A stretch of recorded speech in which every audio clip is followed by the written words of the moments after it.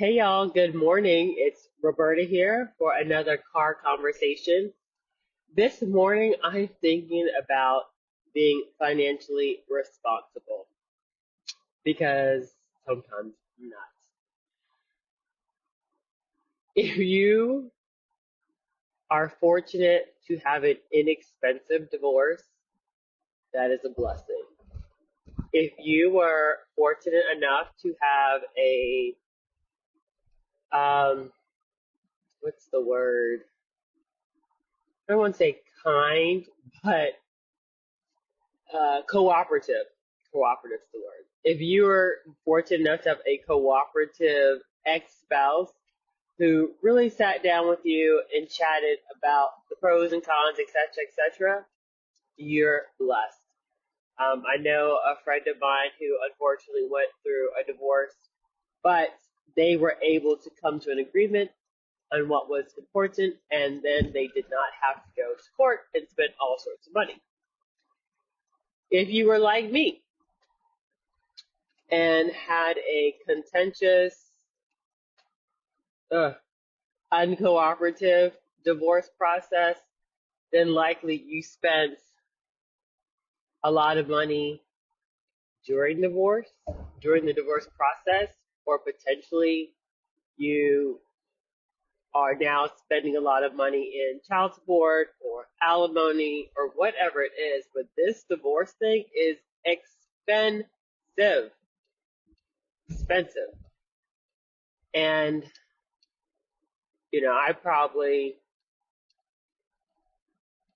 Lord, I know I've spent over six figures with regards to all sorts of miscellaneous things, to include lawyer fees, to include, equity in the house and being able to buy out his portion, also old debts that need to be settled, all of that stuff. Um, it's too much. And then because mine was complicated with properties and things like that, at one point the judge was like, yeah, I need you to write a check for 20,000. I'm like, what, huh? So that money came off the credit card, cash advance, just to get the money because it's not sitting in my bank account. And I remember those being some of the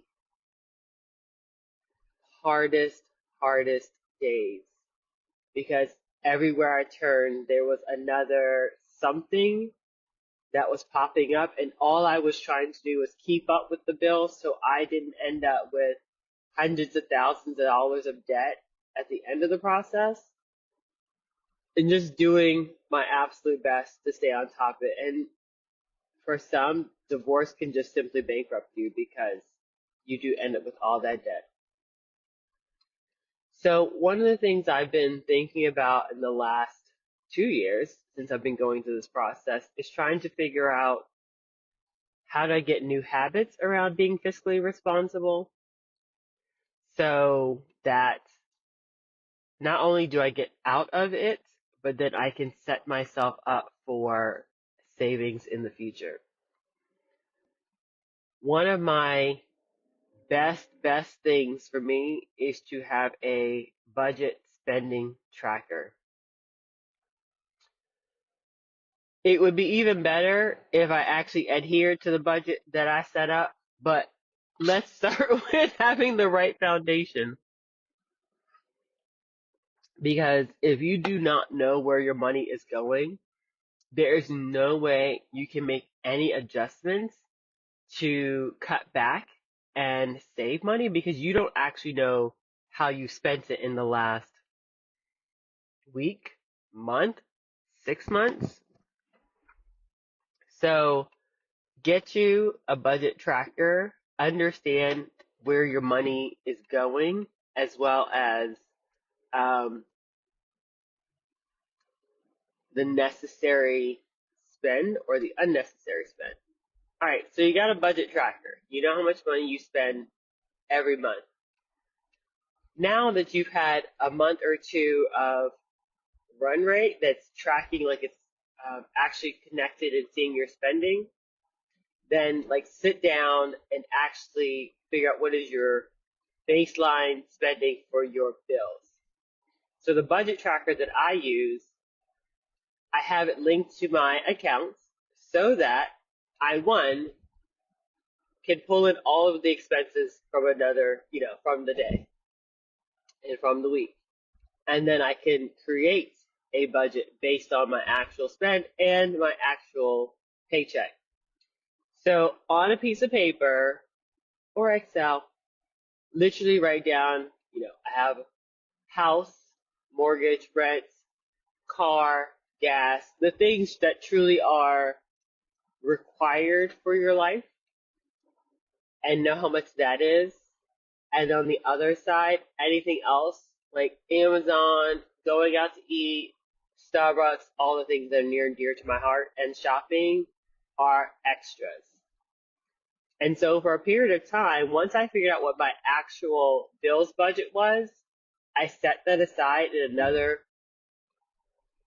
uh, account, still with the same bank, but just a separate account, so that money was only set aside for my bills. And whatever was left over from my paycheck either paid down debts or, I kind of use it for some of my fun stuff. So I definitely have been getting into a better habit, but this last week specifically, and I'm probably, just over a year from my actual divorce, this past week, I was able to truly knock down a lot more debt, and I feel really good about it. And I finally feel like I'm in a space where I can start to turn the corner on my savings. I mean, at one point, because of stuff that was happening during my divorce, my credit score dropped by 80 points. Y'all, 80 points. I have prided myself for years of having a strong credit score. But I also knew that with a lower credit score, it was really going to impact my ability to get any additional credit, make any moves with the house. So I really had to kind of sit still for about a year, I guess year and a half now, since that credit score hit.